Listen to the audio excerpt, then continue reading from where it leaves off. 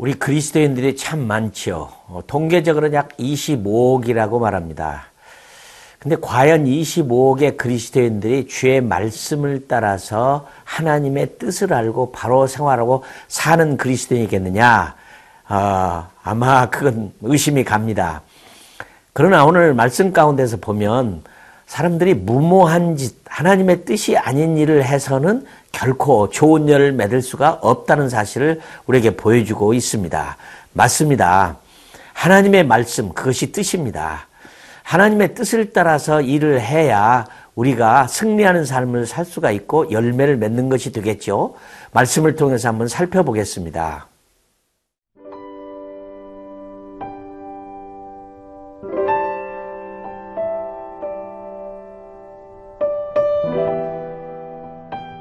사무엘상 4장 1절에서 11절 말씀입니다. 사무엘의 말이 온 이스라엘에 전파되니라. 이스라엘은 나가서 블레셋 사람들과 싸우려고 에베네셀 곁에 진치고 블레셋 사람들은 아벡에 진쳤더니 블레셋 사람들이 이스라엘에 대하여 전열을 벌이니라. 그 둘이 싸우다가 이스라엘이 블레셋 사람들 앞에서 패하여 그들에게 전쟁에서 죽임을 당한 군사가 4,000명가량이라. 백성이 진영으로 돌아오매 이스라엘 장로들이 이르되 여호와께서 어찌하여 우리에게 오늘 블레셋 사람들 앞에 패하게 하셨는고? 여호와의 언약궤를 실로에서 우리에게로 가져다가 우리 중에 있게 하여 그것으로 우리를 우리 원수들의 손에서 구원하게 하자 하니, 이에 백성이 실로에 사람을 보내어 그룹 사이에 계신 만군의 여호와의 언약궤를 거기서 가져왔고, 엘리의 두 아들 홈니와 비느하스는 하나님의 언약궤와 함께 거기에 있었더라. 여호와의 언약궤가 진영에 들어올 때에 온 이스라엘이 큰 소리로 외치매 땅이 울린지라. 블레셋 사람이 그 외치는 소리를 듣고 이르되 히브리 진영에서 큰 소리로 외침은 어찌 됨이냐 하다가 여호와의 궤가 진영에 들어온 줄을 깨달은지라. 블레셋 사람이 두려워하여 이르되 신이 진영에 이르렀도다 하고, 또 이르되 우리에게 화로다. 전날에는 이런 일이 없었도다. 우리에게 화로다. 누가 우리를 이 능한 신들의 손에서 건지리요. 그들은 광야에서 여러 가지 재앙으로 애굽인을 친 신들이니라. 너희 블레셋 사람들아, 강하게 되며 대장부가 되라.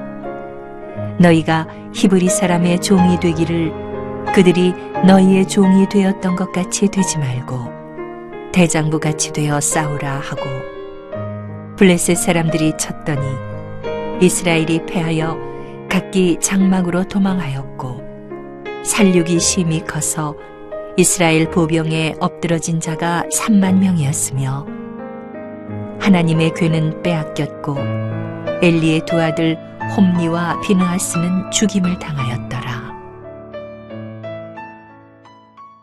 드디어 이제 사무엘 시대가 오는 것 같습니다. 말씀에 보면 사무엘의 말이 온 이스라엘에 전파되니라. 점점 하나님이 이제 사무엘을 통해서 이스라엘 가운데 선지자로, 하나님의 사람으로 사용하는 모습을 보게 됩니다. 근데 이때쯤에서 이제 전쟁이 일어나게 됩니다. 말씀해 보니까 이스라엘은 나가서 블레셋 사람들과 싸우려고 에베네셀 곁에 진치고 블레셋 사람들은 아벡에 진쳤더니, 이게 이제 두 나라가 싸움을 하게 되는데, 이 전쟁을 통해서 안타깝게도 이스라엘 백성들이 졌습니다. 약 4천 명가량이나 죽임을 당하는 엄청난 큰 손실을 입게 됩니다. 이 사건을 가지고 이제 백성들이 생각하는 태도를 한번 살펴보면 우리가 분명하게 하나님의 뜻과 말씀과 진리가 어떤 것인가를 살펴보는 계기가 되게 됩니다. 이 전쟁에서 4천여 명이 죽고 전쟁에서 진 다음에 이제 지도자들이 전부 다 모이게 됩니다. 백성이 진영으로 돌아오며 이스라엘 장로들이 이르되 여호와께서 어찌하여 우리에게 오늘 블레셋 사람들 앞에서 패하게 하셨는고. 연구를 많이 했겠죠. 전략을 짰겠죠. 근데 그들이 생각해낸 문제가 있습니다. 이런 경우에 여호수아처럼 기도를 했으면 얼마나 좋았을까요? 하나님의 뜻을 물어봤으면 얼마나 좋았을까요? 이제 사무엘도 알려지기 시작했는데 사무엘에게서 물어봤으면 어떻을까요? 사람들은 항상 이런 어려운 일을 당했을 때 하나님께 나아가서 찾고 묻는 게 아니라 인간의 머리를 쓰는 것입니다. 우리가 지금 다원의 시대에 살고 있는 우리들에게도 똑같은 어려움이 있습니다. 과학이라는 것과 합리주의라는 것과 이런 것 때문에 어떤 일을 당했을 때 하나님께 묻기보다는 우리의 합리주의적인 사고를 동원하고 과학적인 방법을 동원하고 이럴 때가 많이 있는 것을 보게 됩니다. 이들도 보니까 하나님께 묻는 일을 안 했어요. 그렇기 때문에 그때가 혼란 시대였던 것 같습니다. 그리고 장로들과 지도자들이 모여서 겨우 생각한 것이 실로에 있는 법궤를 모셔다가 전쟁터에 나간다면 우리는 승리할 수 있다. 맞습니다. 성경 가운데는 항상 전쟁을 할 때 법궤를 앞에 메고 가면 백전백승을 했던 것을 그들은 이제 역사적으로 알고 있었습니다. 그래서 실로에서 이제 그들은 법궤를 가져와서 전쟁을 다시 시작하게 됩니다. 이렇게 말합니다. 여호와의 언약궤를 실로에서 우리에게 가져다가 우리 중에 있게 하여 그것으로 우리를 우리 원수들의 손에서 구원하게 하자 하니 과연 성공할 수 있을까요? 법궤를 모시고 선조들이 했던 것처럼 모시고 나가서 전쟁을 하면 이길 수가 있을까요? 4절에 보면 이에 백성이 실로의 사람을 보내어 그룹 사이에 계신 만군의 여호와의 언약궤를 거기서 가져왔고 엘리의 두 아들 홈니와 비느하스는 하나님의 언약궤와 함께 거기에 있었더라. 이 말씀을 보면 약간 조심스럽습니다. 드디어 이제 사무엘에게 보여주었던 하나님의 계시가 성취되는 모습을 보고 있었습니다. 이 엘리 제사장이 하나님 앞에 때를 얻었을 때 회개하였더라면 얼마나 좋았을까요? 근데 점점 그 시간이 가까이 오고 있는 모습을 봅니다. 근데 이스라엘 사람들의 잘못이 여기 있습니다. 전쟁터에 가는데 그 법궤 옆에 홈니와 비느하스가 왜 있을까요? 그 악인 두 사람, 죄를 많이 지은 두 사람이 법궤 옆에 있다고 해서 전쟁에 이길 수가 있겠습니까? 아니죠. 이들은 하나님의 뜻을 물었어야 되죠.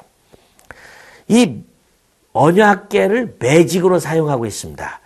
물론 하나님이 거기 계시고 약속이 있고 그런 역사가 있지만 이런 일이 있을 수가 없죠. 가끔 우리가 영화를 볼 때 무서운 귀신 같은 영화를 볼 때 십자가를 가지고 대기도 하고 소리 지르기도 하는데 그건 미신입니다. 십자가는 십자가의 모형이 십자가가 무슨 매직의 힘을 가지고 있는 게 아니죠.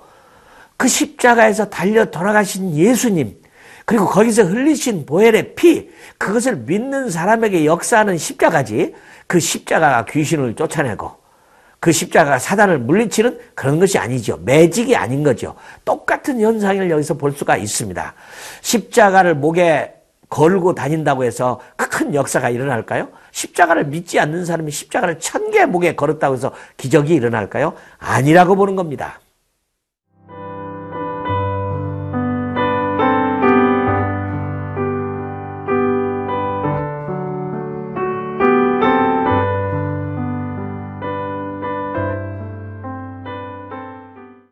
오 절을 보면 한심스럽습니다. 하나님 아버지의 진실한 그 뜻과 비전과 계시를 하나님의 말씀을 깊이 이해하지 못해서 생기는 미신 같은 생각들. 5절에 보면 여호와의 언약궤가 진영에 들어올 때 온 이스라엘이 큰 소리로 외치며 땅이 울린지라. 자기들은 이제 법궤가 왔으니까 성공했다는 거죠. 승리할 수 있다는 거죠. 틀림없이 큰 역사가 일어날 거라고 믿는 것입니다. 법궤에 힘이 있는 게 아니죠. 법궤를 만드신 하나님 앞에 힘이 있는 거죠. 얼마나 큰 소리를 질렀든지 땅이 진동했는데 그 소리를 들었던 블레셋 사람들이 어떤 생각을 했느냐.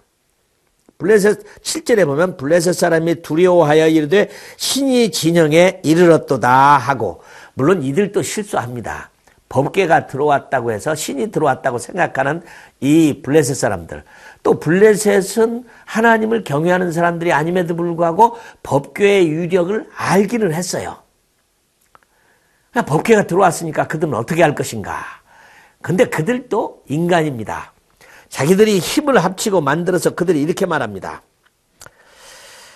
블레셋 사람이 두려워하여 이르되 신이 진영에 이르렀도다 하고, 또 이르되 우리에게 화로다. 전날에는 이런 일이 없었도다.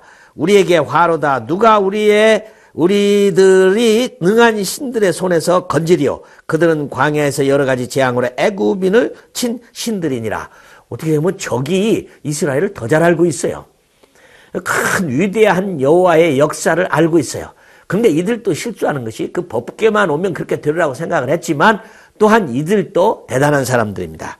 그들은 이렇게 자기들을 다짐합니다. 너희 블레셋 사람들아, 강하게 되며 대장부가 되라. 너희가 종노릇 할 것이냐 아니면 죽을 것이냐, 전쟁에서 승리할 것이냐 질 것이냐. 그들이 결심을 합니다. 인간적인 결심.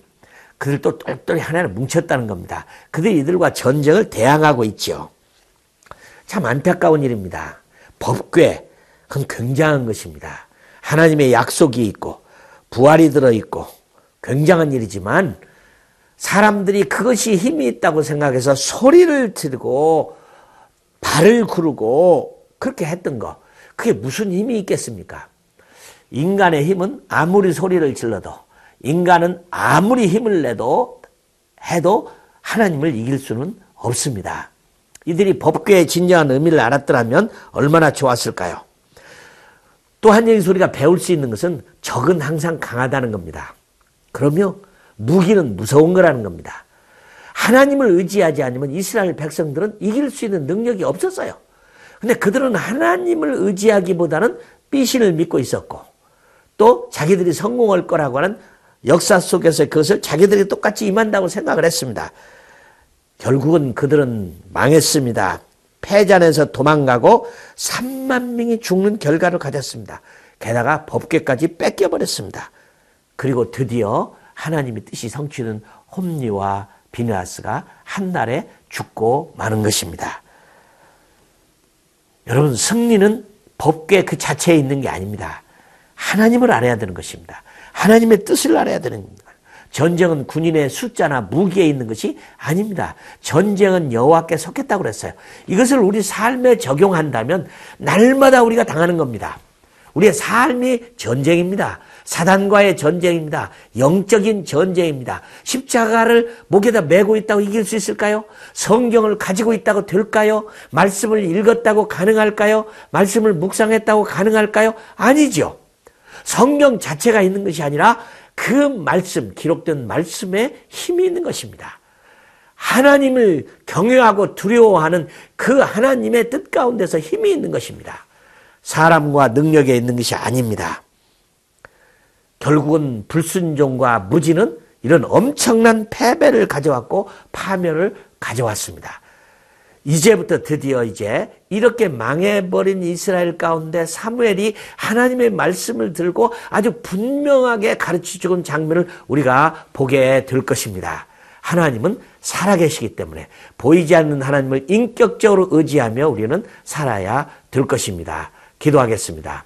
하나님 아버지, 십자가가 아닙니다. 법궤가 아닙니다. 그 십자가에 달려 돌아가신 예수 그리스도 하나님의 아들, 흘리신 피로 말미암아, 보혈 피로 말미암아 우리가 죄사함을 얻고 하나님을 진실로 인격적으로 받아들이고 그분을 의지할 때 힘이 있는 것을 압니다. 날마다 우리가 이런 영적 전쟁 가운데서 홈리와 비느하스처럼 되지 않게 하시고 진실로 하나님의 말씀을 깊이 깨달아서 말씀대로 살 수 있는 저희들 되게 하여 주시옵소서. 예수 그리스도의 이름으로 기도하옵나이다. 아멘.